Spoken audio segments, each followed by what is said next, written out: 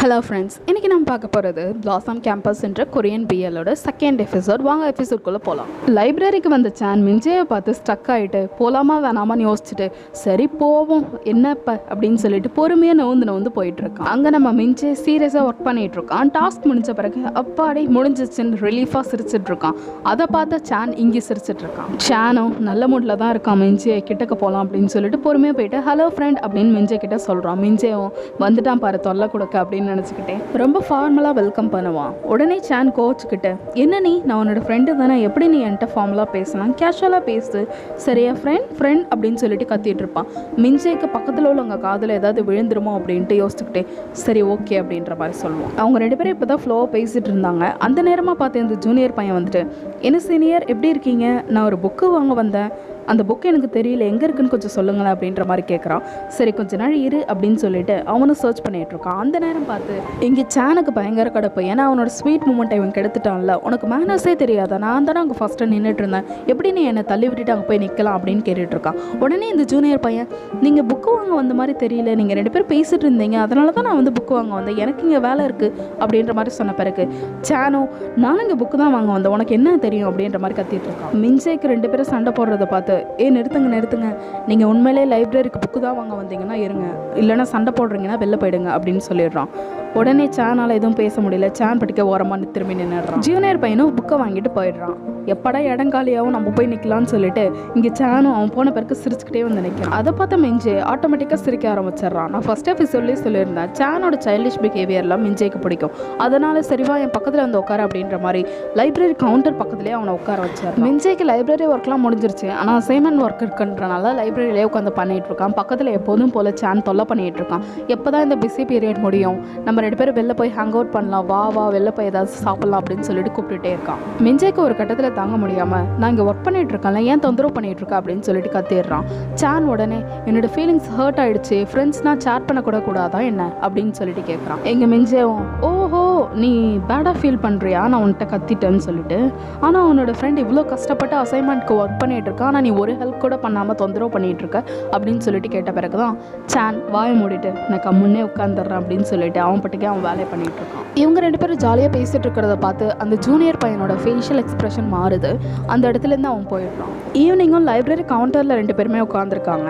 மிஞ்சே சானுக்கு இதை எப்படி பண்ணுறது அப்படின்லாம் சொல்லி கொடுத்துட்ருக்கான். அப்போ சானுக்கு தெரிஞ்ச ஒருத்தன் வந்துட்டு சான் இங்கே என்ன பண்ணிகிட்டு இருக்க அப்படின்னு சொல்லிட்டு கேட்க சானோட ஃபேஸ்லாம் மாறுது. நான் சும்மா தான் இருக்கேன் அப்படின்னு சொல்லிட்டு அவனோட வாயில் ரொம்ப குளருது. மிஞ்சேவையும் பார்க்குறான். பார்த்த பிறகு சான் கிட்ட நீ ஏன் அங்கே கவுண்டரில் உட்காந்துருக்க, இங்கே தானே இருக்கணும் புக்கு வாங்க வரதா இருந்தா அப்படின்னு சொல்லிட்டு கேட்குறான். உடனே சான் மிஞ்சே என்னோட ஃப்ரெண்டு அப்படின்னு சொல்லிட்டு மிஞ்சேவை இன்ட்ரடியூஸ் பண்ணுறான். ஆனால் சானுக்கு தெரிஞ்சவனுக்கு நம்பிக்கையே இல்லை போல். மிஞ்சேவை பார்த்து உண்மையிலே அவனோட ஃப்ரெண்டா அப்படின்னு சொல்லிட்டு கேட்க ஏன் அப்படின்னு சொல்லிட்டு மிஞ்சேவும் கேட்குறான். இல்லை சானுக்கு யாருமே ஃப்ரெண்ட்ஸ் இல்லை, இந்த காலேஜில் சான் எப்போதுமே தனியாக தான் இருப்பான், ஏதாவது யூனிவர்சிட்டி ஒர்க் இருந்தால் மட்டும்தான் மற்றவங்கள்ட்ட பேசுவோம் அப்படின்னு சொல்கிறான். உடனே மிஞ்சே அதை கேட்ட பிறகு சான் ஃபேஸை பார்த்துட்டு உண்மையிலே நாங்கள் ரெண்டு பேரும் ஃப்ரெண்ட்ஸ் தான் அப்படின்னு சொல்லிடுவான்.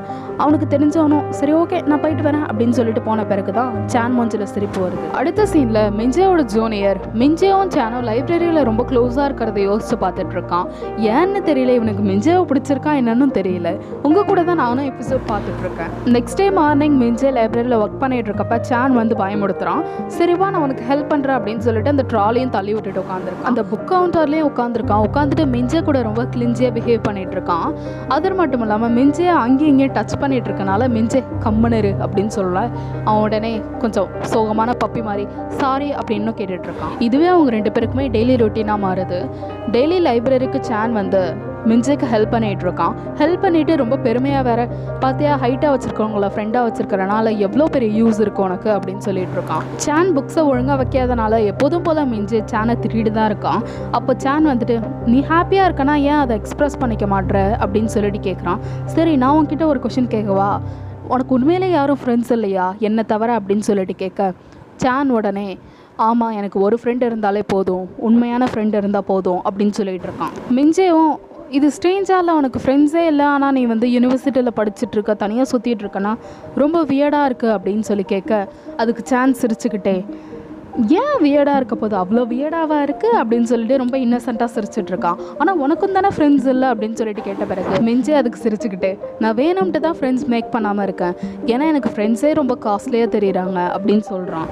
அதை கேட்டு சான் மிஞ்சேவை கம்ஃபோர்ட் பண்ணலான்னு சொல்லிட்டு அவன் கூட கொஞ்சம் விளையாண்டுட்டு இருக்கான். விளையாண்டுட்டு இருக்கப்ப மிஞ்சே கீழே விழ போகிற மாதிரி வருது. உடனே சான் மிஞ்சேவை பிடிச்சிடுறான். ரெண்டு பேருமே ஹக் பண்ணிக்கிற சுச்சுவேஷன் வந்துடுது. ஆனால் ரெண்டு பேருமே ஹக் பண்ணிட்டு தான் இருக்காங்களே தவிர ஹக் பண்ணியிருக்கிறத நிறுத்தவே இல்லை. மிஞ்சேவோட ஹார்ட் பீட் பயங்கரமாக துடிச்சிட்டு இருக்கு. அந்த நேரம் பார்த்து மிஞ்சேவோட ஜூனியர் அந்த சைட் வரனால மிஞ்சேக்கு என்ன பண்ணுறதுனே தெரியாது. அவங்ககிட்ட மறையணும்னு சொல்லிட்டு அவங்க ரெண்டு பேருமே கீழே உட்காந்துடுறாங்க. அப்பயே ஹக் பண்ணிட்டு தான் இருக்கானோ ரெண்டு பேருமே. கொஞ்ச நேரம் கழிச்சு தான் அவங்க ரெண்டு பேருக்குமே தெரியுது. ரெண்டு பேருக்கும் பயங்கர ஆக்வர்டாக இருக்குது. இங்கே சான் மிஞ்சே கிட்ட, என்ன உன் ஜூனியர் வந்து நம்ம ரெண்டு பேரும் மறைஞ்சே ஆகணுமா என்ன, நம்ம ரெண்டு பேரும் ஒன்றா இருக்கிறத உன் ஜூனியர் பார்த்தா என்ன தப்பு அப்படின்ற மாதிரி கேட்டுட்ருக்கான். அது எனக்கே தெரியல, நான் ஏன் அப்படி பண்ணேன் அப்படின்னு சொல்லிட்டு மிஞ்சே சொல்ல சானும் மிஞ்சேவை பார்த்துட்டே இருக்கான். சரி சரி நீ போ, எனக்கு வேலை இருக்குது அப்படின்னு சொல்லிட்டு மிஞ்சே சானை அந்த இடத்துல இருந்து துரத்தி விட்டாரான். நெக்ஸ்ட் சீனில் மிஞ்சேவால் ப்ராக்டிஸ் ரூமில் ப்ராக்டிஸ் பண்ண முடியலன்னு சொல்லிட்டு கிட்டாரை எடுத்துகிட்டு வந்து வேற ஒரு இடத்துல ப்ராக்டிஸ் பண்ணிகிட்டு இருப்பான். அந்த நேரம் பார்த்து சான் வந்துட்டு, என்ன இங்கே இருக்கான் அப்படின்னு சொல்லிட்டு சிரிச்சுக்கிட்டே வந்து அவனுக்கு கூல் ட்ரிங்க்ஸ்லாம் கொடுத்துட்ருக்கான். இங்கே மிஞ்சே பயங்கர ஃபோக்கஸ்டாக ப்ராக்டிஸ் பண்ணிகிட்டு இருப்பான். இங்கே சான் வந்ததே அவனுக்கு தெரியாது. சான் டக்குன்னு அந்த கூல் ட்ரிங்க்ஸை கொடுத்த பிறகு, இப்போ தான் எனக்கு புரியுது உனக்கு ஏன் ஃப்ரெண்ட்ஸ் இல்லை அப்படின்ற மாதிரி சொல்கிறேன். சரி அதெல்லாம் விடு, ஏன் நீ இங்கே ப்ராக்டிஸ் பண்ணிகிட்டு இருக்க, உனக்கு தான் தனியாக ஒரு ப்ராக்டிஸ் ரூம்லாம் கொடுத்துருப்பாங்களே அப்படின்ற மாதிரி கேட்குறான். இல்லை எனக்கு அங்கே உட்காந்துருக்க ரொம்ப அன்கம்ஃபர்டபுளாக இருந்தது, அதனால தான் நான் இங்கே வந்து ப்ராக்டிஸ் பண்ணிகிட்ருக்கேன் அப்படின்ற மாதிரி மிஞ்சே சொன்ன பிறகு சான்ஸ் சிரிச்சுக்கிட்டே, மிஞ்சே வா என் கூட, உனக்கு ஒரு இடம் இருக்குது அப்படின்னு சொல்லிட்டு தரன்னு பிடிச்சி இழுத்துட்டு போயிடுறான். அதாவது பில்டிங் ரூஃப் டாப்புக்கு தான் கூப்பிட்டு போயிருப்பான். கூப்பிட்டு போயிட்டு, எப்படி நல்லா இருக்கா, இதுதான் நம்ம யூனிவர்சிட்டியிலே பெஸ்ட்டு வியூ அப்படின்ற மாதிரி சொல்லிட்டு இருக்கான். சரி நான் உனக்கு இந்த இடத்த காமிச்சனால எனக்கு ஒரு பாட்டு டெடிகேட் பண்ணலாமே அப்படின்னு கேட்குறான். அதை கேட்டு மிஞ்சே அதெல்லாம் என்னால் முடியாது அப்படின்ற மாதிரி சொல்ல சான் விடவே இல்லை. க்யூட்டாக ஆக்ட் பண்ணி ப்ளீஸ் ப்ளீஸ் ப்ளீஸ் அப்படின்லாம் சொல்லிட்டு எப்படியோ மிஞ்சே ஒரு சாங் ப்ளே பண்ண வச்சுருவான். ஆனால் மிஞ்சே சாங் ப்ளே பண்ணிகிட்டு இருக்கப்ப சானோட ஃபேஸ் மாறும். என்னாச்சு உனக்கு அப்படின்னு சொல்லிட்டு மிஞ்சேவும் கேட்குறான். சான் அந்த சைட் திரும்பிட்டு, எனக்கு என்னாச்சு, எனக்கு ஒன்றும் ஆகலை அப்படின்னு சொல்லிட்டு இருக்கான். ஆனால் மிஞ்சேக்கு நம்பிக்கையே இல்லை. சானோட ஃபேஸை பிடிச்சி இழுத்து க்ளோஸ் அப்பில் பார்க்குறான். அழுவுறியா என்ன அப்படின்னு சொல்லிட்டு கேட்குறான். மிஞ்சே சானோட ஃபேஸை பிடிச்சி இழுத்தனால சான் பயங்கர சர்ப்ரைஸில் இருக்கான். ரெண்டு பேருமே ரொம்ப நாளை ஐ கான்டாக்ட் பண்ணிட்டு இருக்காங்க. மிஞ்சேக்கு தெரியுது ரொம்ப நாளை அவன் சானோட ஃபேஸை பிடிச்சிட்டு இருக்கிறது. உடனே அவன் கையை எடுத்துடுறான்.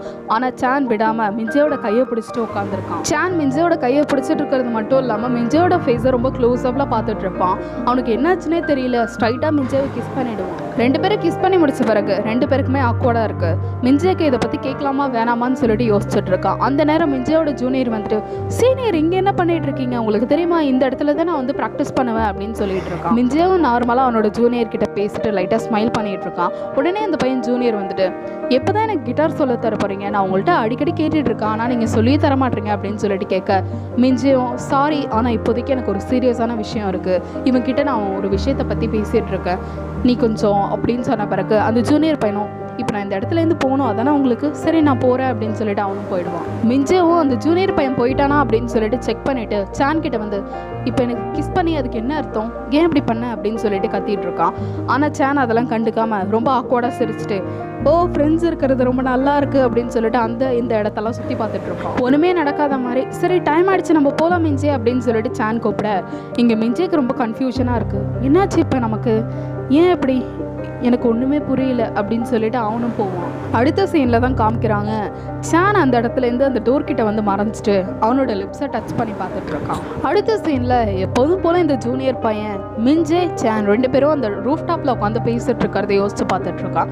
யோசிச்சு பார்த்துட்டு ட்ரிங்க்ஸும் பண்ணிட்டு இருக்கான். ஓகே ஃப்ரெண்ட்ஸ், இதோட பிளாசம் கேம்பஸ் கொரியன் பிஎலோட செகண்ட் எபிசோட் முடியுது.